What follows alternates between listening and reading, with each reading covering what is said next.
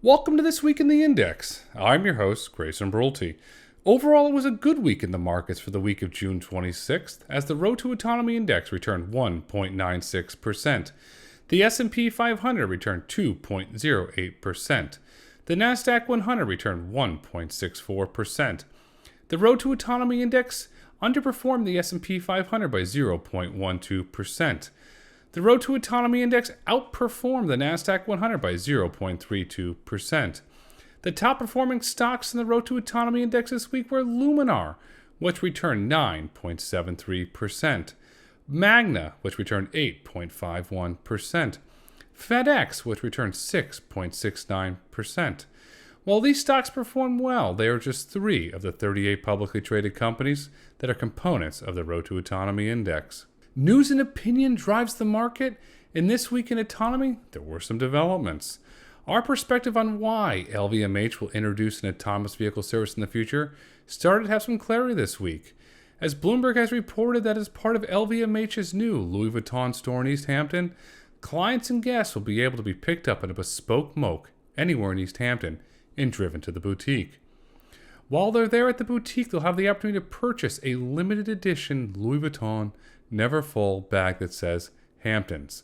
This Never Full bag can only be purchased in the East Hampton Louis Vuitton boutique.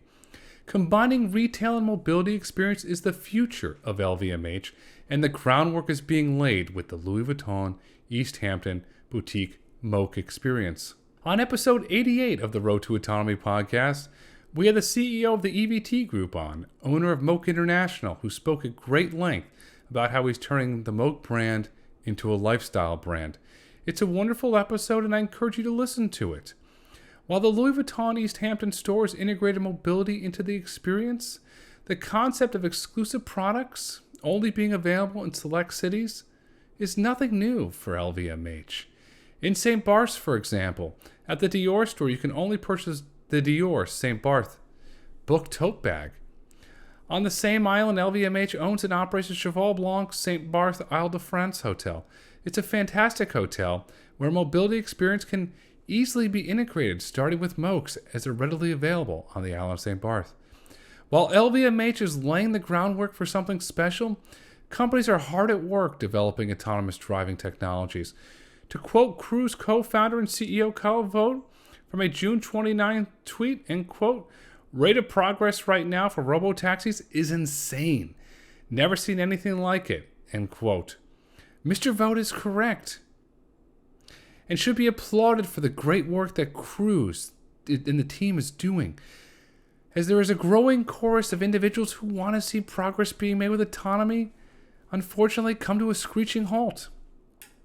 The Los Angeles Times editorial board wrote the following in a June 29th editorial, end quote, "Self-driving cars may be the future, but right now, they're still a work in progress." In the editorial, the board stated that autonomous vehicles created 93 traffic incidents in March that were reported. Let's compare that to human drivers in San Francisco. In 2022, there were 14,195 accidents involving human-driven cars, resulting in 142 fatalities in San Francisco. Comparing that number to the rest of the state, San Francisco is the 3rd most dangerous city in California behind Los Angeles and San Diego to drive a vehicle. Both of which they're a lot bigger than San Francisco. San Francisco is just a fraction the size of LA or San Diego. The editorial board rightly pointed out that autonomous vehicles do not get distracted, but the editorial board wrongly advocates for city control over autonomous vehicles. Today, do cities have control over human-driven vehicles? No. That resides with the Department of Motor Vehicles. Why create another layer of bureaucracy that will stifle innovation and further harm a rapidly deteriorating economy? Jobs are being lost in San Francisco as companies pull out. Tourists are not flocking to San Francisco in the numbers they used to, due to the crime that's documented on social media and in the news and print paper that I like to read. The economic engine that was San Francisco is in a period of decelerating growth. While the city's economic engine sputters, the economic engine known as autonomy continues to hum along. Yet there's a myriad of resistance from individuals and organizations and media outlets who simply want autonomy to fail, or want it not to succeed, or they want it to succeed on their terms and only their terms and on their timetables. Autonomy will not fail. wake-up call. Autonomy will succeed and will benefit the residents and tourists of San Francisco alike. In their closing of the editorial, Los Angeles Times editorial board stated the following, in quote, "There is great promise for driverless vehicles that can avoid human distractions and errors, but what's on the ground today is not ready for prime time," end quote. Is a 16-year-old driver who just got their driver's license ready for prime time? Or the drunk driver who crashed their car? Or the drivers on their phone while driving? No, none of them are ready for prime time. Zero. While we might disagree that autonomous vehicles are not ready for prime time, I believe that they are. And they'll have a positive impact on society. No more drunk drivers, no more crashes caused by medical issues, and no more distracted drivers. Autonomous vehicles do not drink. They do not have a heart attack, and they do not get distracted. The best part about this is that autonomous vehicles are scaling. During GM's annual meeting on Tuesday, June 20th, GM Chair and CEO Mary Barra announced that Cruise is completing more than 1,000 driverless rides per day, and the pace is only accelerating. That is more than 30,000 driverless rides per month, or more than 365,000 driverless rides a year. Autonomy is scaling. Now when you add Waymo into the picture, there are probably 2,000 to 3,000 fully autonomous rides happening per day in the United States.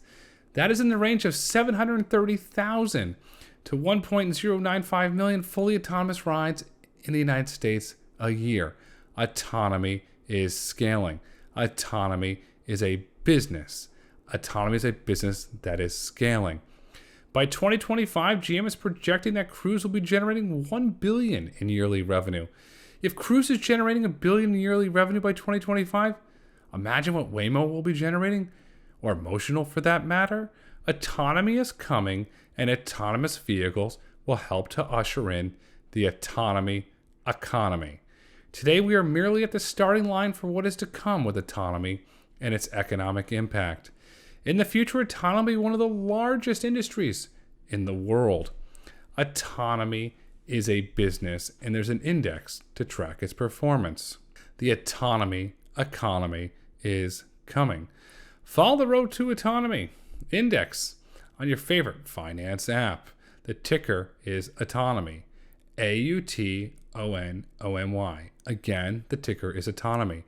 Be sure to join us again next Sunday for the latest installment of the Road to Autonomy's This Week in the Index.